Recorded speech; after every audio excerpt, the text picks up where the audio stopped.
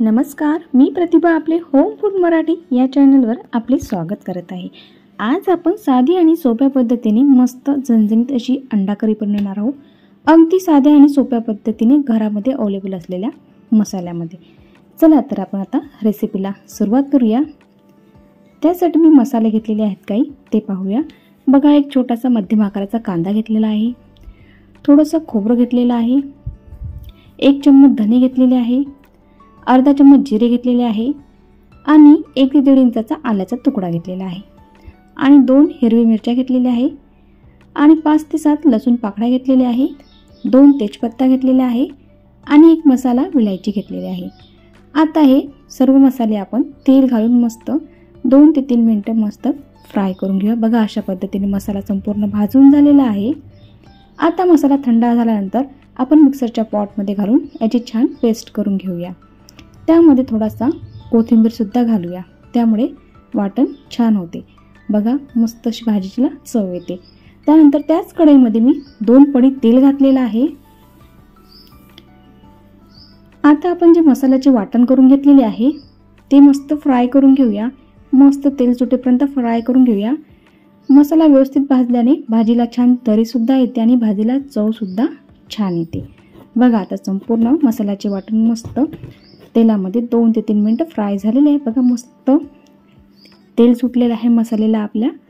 आता आपण त्यानंतर सुके मसाले घेऊया। 2 चम्मच काश्मीरी लाल मिर्च घेतलेली आहे, 1 चम्मच कांदा लसूण मसाला घेतलेला आहे आणि अर्धा चम्मच हळद घेतलेली आहे।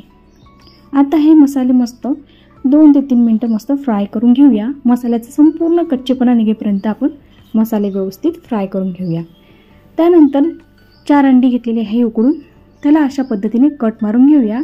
त्यामुळे मसाल्यामध्ये आपण जे फ्राय करू त्यावेळेस अंडी त्याला संपूर्ण मस्त मसाला लागतो। आता मसाल्यामध्ये आपण अंडी घालूया, मस्त 2 ते 3 मिनिटं फ्राय करून घेऊया आणि मसाल्यामध्ये थोडासा कोथिंबीर घालूया, त्यामुळे भाजीची चव छान येते। अंडी तुम्ही वेगळे तेल घालून सुद्धा फ्राय करून घेऊ शकता, पण मी मसाल्यामध्ये असे फ्राय करून घेत आहे अंडी व्यवस्थित फ्राय झाल्यानंतर आपण रश्यासाठी जेवढे आवश्यक आहे तेवढंच त्यामध्ये पाणी घालूया।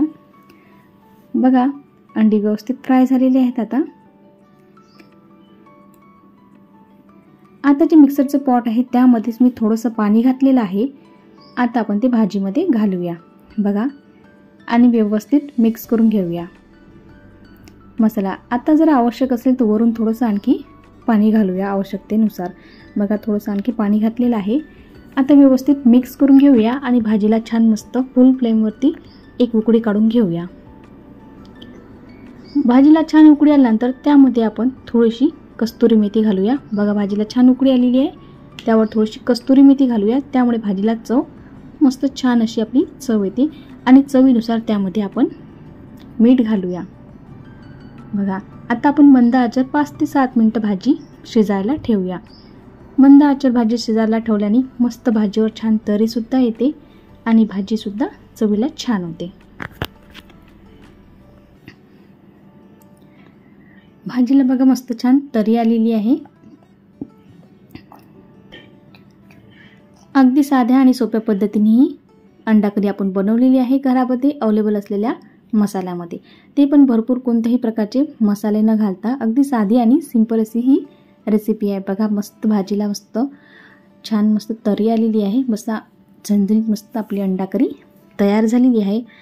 ही अंडा करी तुम्ही भाकर बरोबर किंवा पोळी बरोबर किंवा भाताबरोबर सुद्धा खाऊ शकता। बघा, मस्त भाजी तयार झालेली आहे। चला तर आपण आता डिशमध्ये घेऊया। बघा, छान झणझणीत अशी अंडा करी तयार झालेली आहे। एकदा अशा पद्धतीने बनवून खाल ना तर बाहेरची भाजी आणायला विसराल। बघा, छान मस्त अंडा करी झालेली आहे। आता आपण ही भाजी, जर तुम्हाला आवडली असेल माझी रेसिपी तर लाईक आणि सबस्क्राईब करायला विसरू नका आणि एकदा चॅनलला नक्की भेट द्या आणि रेसिपी कशी झाली आहे कमेंटद्वारे नक्की कळवा। थँक्यू।